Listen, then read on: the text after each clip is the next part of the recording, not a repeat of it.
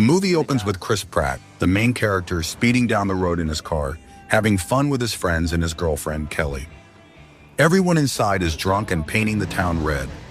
Chris turns off the headlights to make the most of the night, while the fireflies are illuminating the sky. Danny and his girlfriend ask Chris to turn the lights back on, but he ignores them and speeds up instead. Without lights, the car crashes into a truck. In this tragic accident, Danny and his girlfriend lose their lives. 4 years later, Chris wakes up to his morning alarm.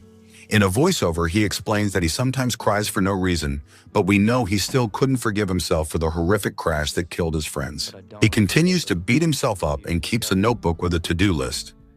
After class ends at the skill center, Chris heads to his car and realizes he left the keys inside.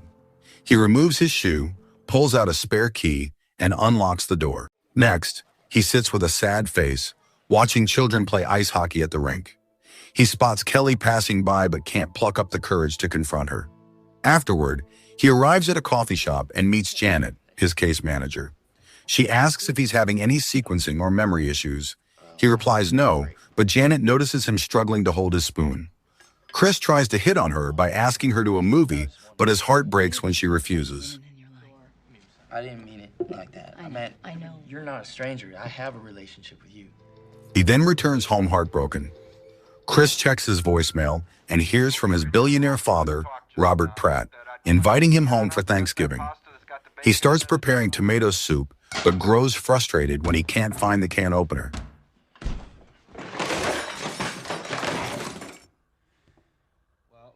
So he calls his visually impaired roommate and best friend Lewis to ask where the can opener is, but Lewis doesn't answer as Chris was being offensive on the line. Lewis returns home from work and calls for Chris. He moves to the room and stumbles upon a can of food. He picks it up and places it on the counter while Chris sits depressed on the floor. Lewis prepares dinner for both of them and lightens Chris's mood. That night, Chris arrives at Knoll State Bank and Trust where he works as a teller. He meets Mrs. Line, a bank employee, who tells him the boss is in a bad mood. Chris laughs it off and enters the bank. Mr. Tuttle, Chris's boss, explains that harvest checks go out in a week, so the bank faces a rush in the coming weeks. He tells Chris to prepare for extra cleaning.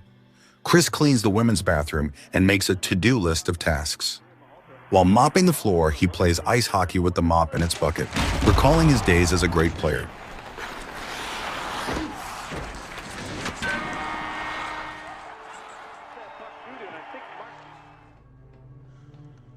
Meanwhile, a car parks outside the bank. Inside, Gary Spargo and his minion, Bones, sit and stalk Chris. After work, Chris visits a bar to lighten his mind and orders a pint of beer. A young, attractive woman passes by while gazing at him. Gary Spargo arrives and hits on a girl at the bar counter while Chris listens attentively. Chris pulls out his notebook and writes down Gary's words. Gary strikes up a conversation, saying he knows Chris from school. He was a couple of years ahead of Chris's sister, Allison. The bartender charges Chris $2.50 for a drink, and gullible Chris pays, but Gary intervenes, scolds the bartender for charging a $17 tip for a $3 beer, and saves Chris from being overcharged. This befriends them. Gary mentions hearing about Chris's accident that ended his ice hockey career. Chris explains he crashed into a stalled combine on a dark road 4 years ago, losing 2 friends. Gary uses an inhaler, and Chris watches closely. The same girl who passed by earlier secretly glances at Chris while playing billiards. Gary points it out, says goodbye, and leaves after whispering to some men at the bar. Next, Chris arrives home for Thanksgiving dinner with Lewis. Lewis enjoys the savory food, but Chris feels uncomfortable around his family. Lewis tells Mr. Robert Pratt, Chris's father, that Chris plans to open a restaurant soon, but Robert dislikes the idea. Chris asks his sister Allison if she knows Gary Spargo. She says yes. You remember Gary Spargo? Who? You probably did. Chris plays chess with his father and loses easily. In fact, checkmate. Hey, come on, we got time for another quick one. I think I can't play chess anymore. Happy Thanksgiving, son. Back at the bank, amicable Deputy Ted drops by with a box of donuts. He reminds Chris to lock the back door properly and leaves. Yeah, right, only we don't refer to it as the baby. Not even born yet, I'm already awake all night. Remember, lock the back door. I thought I was good looking. Chris Pratt? Yeah. Chris returns to the bar and the same charming girl approaches, asking if he is Chris Pratt. He replies yes. She then says her family wants to buy him a drink. The girl reveals herself as Lovely, trying to come closer to Chris. Gary suggests they go to a quiet place upstairs with no noise. There, they see Gary making love to a woman. Overwhelmed, Chris and Lovely get intimate on the couch. Later, Gary drops Chris home and asks how his billionaire father, Robert Pratt, feels about him living there. Chris says he doesn't know. Before leaving, Gary invites him to his farm for Thanksgiving dinner if he wants. Chris enters the house and goes to Lewis's room. Lewis smells perfume and realizes Chris slept with a woman. Son of a bitch. Come here. At least tell me your name. Lovely. Chris avoids Lewis's friendly interrogation, but Lewis insists on the woman's name. Chris says Lovely. Lewis finds the name sketchy and asks how they met. Chris explains Gary Spargo introduced her to him at the bar. Do I know this guy? Chris goes to sleep while Lewis remains suspicious. The next day, Chris arrives at Gary's farm for Thanksgiving dinner. Lovely embraces him warmly. Gary introduces him to his friends. Chris enjoys the party and passes out after too much drinking. Moments later, he wakes up and follows the sounds downstairs. There, he sees Gary's project map on the wall. Gary says he has been on it for months. Chris zooms in and spots several banks. He asks why Gary photographs them. Gary admits he plans to rob them. Stunned, Chris pulls back. Gary clarifies he targets corporations robbing innocent farmers.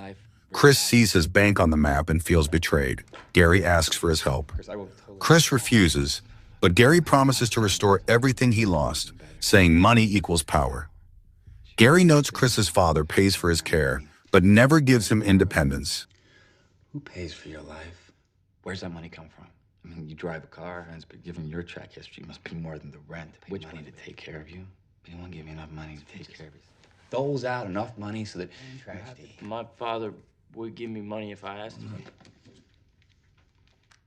Now ask him for one. Chris doesn't verify it and leaves. Lewis and Chris apply for a $30,000 bank loan to open a restaurant. The loan officer dislikes Lewis's sandwich names, inspired by admired people. Lewis offers to name one after him. Outside, Chris spots Kelly but can't approach her. That night, Chris calls his father for $1,000. Robert beats around the bush and indirectly refuses. The next morning, Chris follows an armored truck and decides to help Gary rob his bank. Deputy Ted arrives with donuts while Chris photographs the vault. Ted asks why. Chris says his parents want to see where he works. Ted then takes the camera, poses Chris by the vault, and snaps a photo. At Gary's farm, Gary and his crew plan to crack the vault. No one's gonna hear anything anyway. What about cameras? Your job will be watch Gary out. assigns Chris to watch for Deputy Ted, who patrols unpredictably. That night, Chris returns home with Lovely. They make love. Chris falls asleep exhausted. Lovely enters Lewis's room, unaware he's awake. Offer you some pies. Not homemade, but it's decent. Anymore. I was never very good at it. She waves her hand in front of his face to test his blindness. Lewis stops her and demands her real name. Lovely dodges, but Lewis presses her on her motives. Some buddies and me wanted to make money. Why are you here? The same reason you are. Gary? Well, I've known lots of Garys. True. You love. But that brings me back to that original question. What are you doing here? Chris watches a truck unload cash at his bank and immediately informs Gary. Patrolling Ted drops by with donuts, but Chris rudely tells him not to check on the bank. Ted says he comes for Chris's sake. Chris returns the donuts and says not to pity him. Before leaving, Mr. Tuttle tells Chris to lock the door carefully. Chris quickly locks the door and calls Gary and tells him that he will not help him rob the bank. Gary's gang arrives anyway. Chris refuses to help and promises silence, but Gary forces him inside.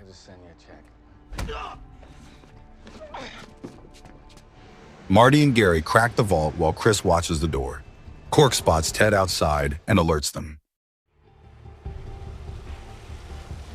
Gary holds Chris at gunpoint and makes him talk normally to Ted. Ted shares he became a father and will be replaced by Deputy Philip Costello tomorrow. Chris apologizes for his rudeness. Ted forgives him and leaves for his wife, unaware of the heist. He stops for donuts for Chris. Marty opens the vault and spots several cameras inside, so they force Chris inside to grab the cash. Okay. Go and get it.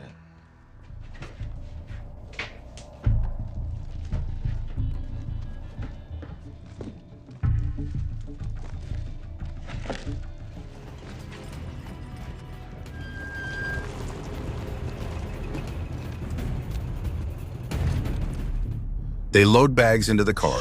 Meanwhile, Ted returns to give donuts to Chris. Ted knocks on the door, but Chris doesn't answer it. Teddy turns suspicious and approaches the door. There he spots Gary's reflection.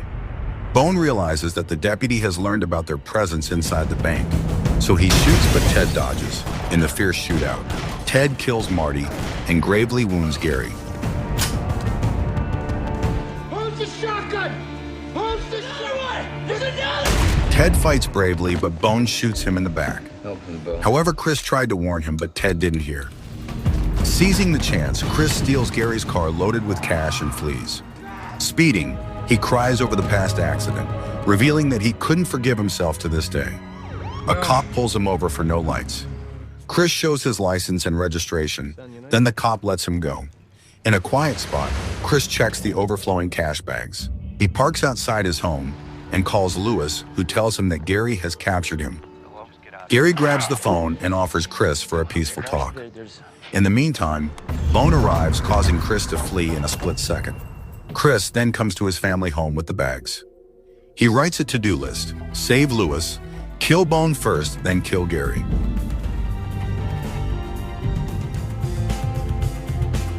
He hides his father's shotgun in a bag, then calls Gary to meet him at 6 p.m. by the mayor's Christmas tree and asks him to bring Lewis along if he wants his money back. Chris buries the bags under snow at 24 West and dozes off, dreaming of Kelly. It's about time. Yeah, I wanted to. I've been wanting to. I miss you. You're not mad at me anymore? Let's see what? It's part of me now. Bone ambushes him at gunpoint and pulls him out of the car. They demand the money spot, but Chris denies knowing. Gary pulls out Chris's notebook and finds old 24 West, where Chris has hidden his money. Moments later, they arrive at the spot, and Chris begins to dig out the bags amid Gary's shivering as he desperately needs his inhaler. Chris tosses one bag. Bone carries it to the car as Gary worsens in the cold. After recovering his money, Bone aims at Lewis to blow his head off, unaware that Chris also has a shotgun. Chris kills Bone before he could kill his friend. Then he approaches Gary, who desperately tries to reach for his inhaler, but can't make it to the inhaler and dies. Once upon a time, Chris returns the money and confesses his part, but the FBI frees him as evidence proves he was coerced. Through a voiceover, Chris says he opened a restaurant with Mr. Tuttle's loan. He skates again, not as good as before, but okay with it. He sees Kelly and hopes she'll one day hear what he only says in dreams. In the end, Chris and Lewis are seen heading to their restaurant.